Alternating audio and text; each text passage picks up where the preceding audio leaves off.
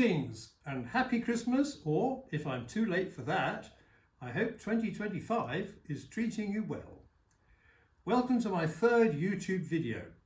If you haven't seen the two earlier videos I made, what follows here might make more sense if you take a look at them first, so as to see the evolution of this track and layout.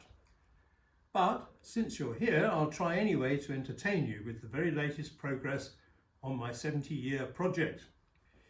It's just over a year ago that I started this layout on a very random whim, a full 70 years after I first lusted after a Scalextric set which Santa never brought down the family chimney back in those empty wallet post-war years of cod liver oil, paraffin stoves and city smog. The project has kept me out of mischief and off the streets, and I very much enjoyed learning some tricks and techniques which were brand new to me.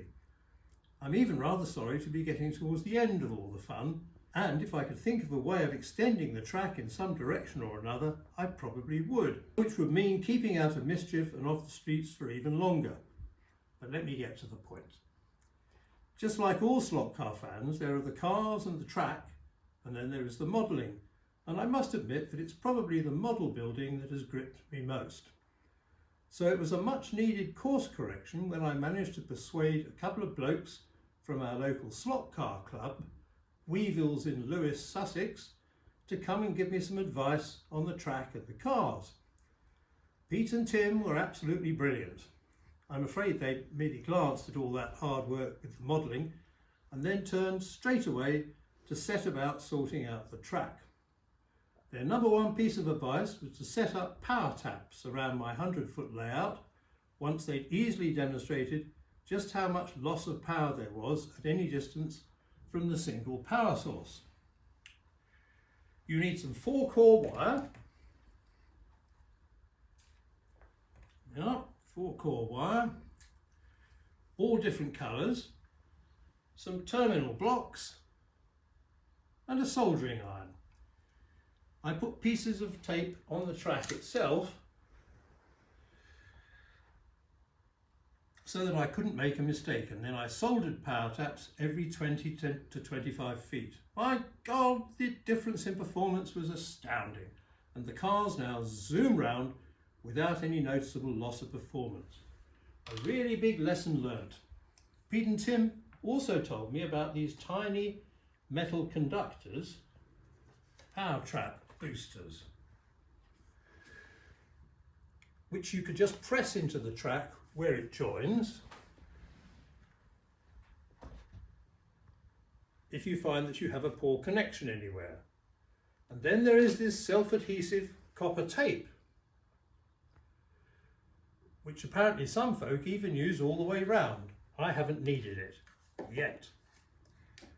They also steered me towards some magic gunk, which cleans the braids and the track when you just spray a bit on before racing. WD-40 Specialist Contact Cleaner. These invaluable chaps also advised me to get the Magic Arc app, which I can see has plenty of options, like a pace car, for example. I'm going to see if I can get them back here early in the new year so that they can congratulate me on what I've got right and no doubt have a good moan about what I've got wrong. Once I'd got over all that excitement and got the cars whizzing round at breakneck speed, I once again found myself drawn to the modelling, and here's what I've done since the second video in this series. Here's the pits, using wonderful magnetic racing buildings. I thought I'd face one of them backwards, as there's a whole lot of track and racing for spectators to enjoy with their backs to the pit activity. Look at these tiny seagulls. I got them from Smart Models and painted them up.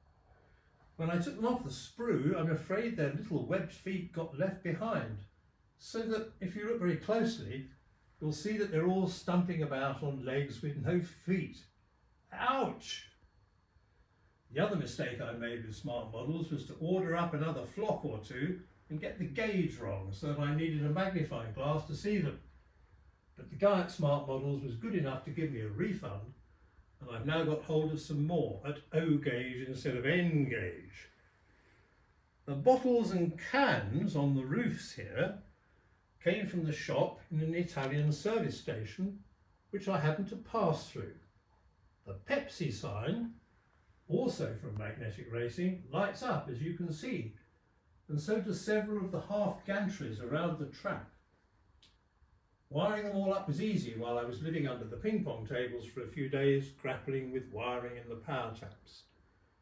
I plan to put in some overhead lighting so that we can go racing in the dark. Magnetic Racing yet again, I'm sure.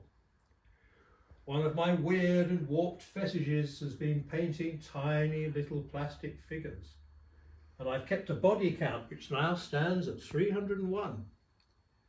That really has been a mindless task at which folk who know me shake their heads, certain that I've gone totally doolally.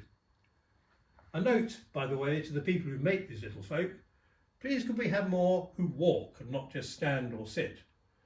And a bit more ethnic diversity wouldn't go amiss either. I've seen a few layouts this last year and hardly any of them seem to be populated as fully as they might be. Of course, that's because I suppose most sensible folk spend their time far more profitably actually either racing the cars or down the pub.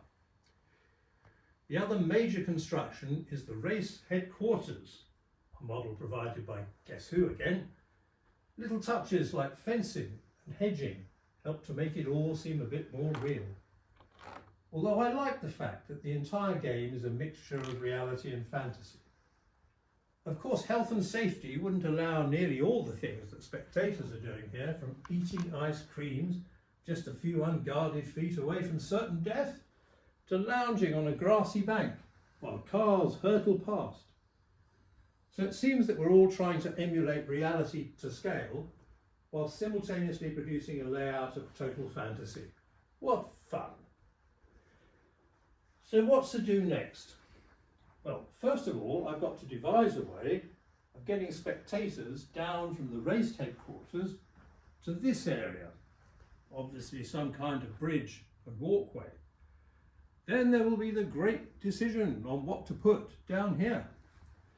I've been canvassing opinion, as you can see, and there's a whole range of outlandish suggestions, from King Kong to a helicopter park for the vastly overpaid racing drivers. Leave me your own suggestion in the comments. I quite fancy the idea of moving water, maybe even real water, with a waterfall and a little lake. I expect I'll make one more video in this series, and you'll just have to wait and see what finally appears.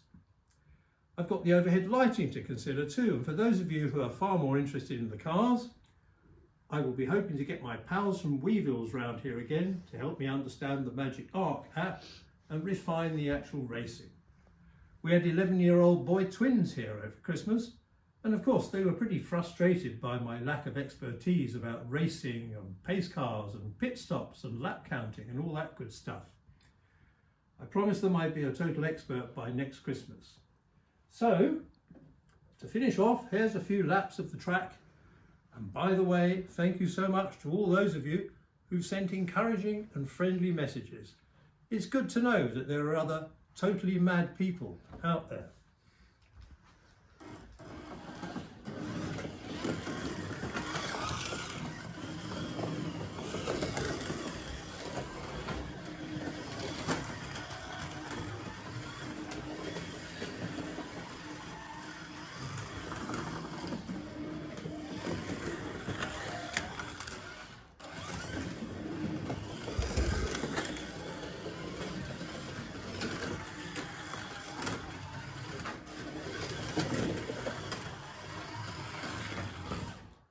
That's it, and very happy New Year yet again to you. Bye for now.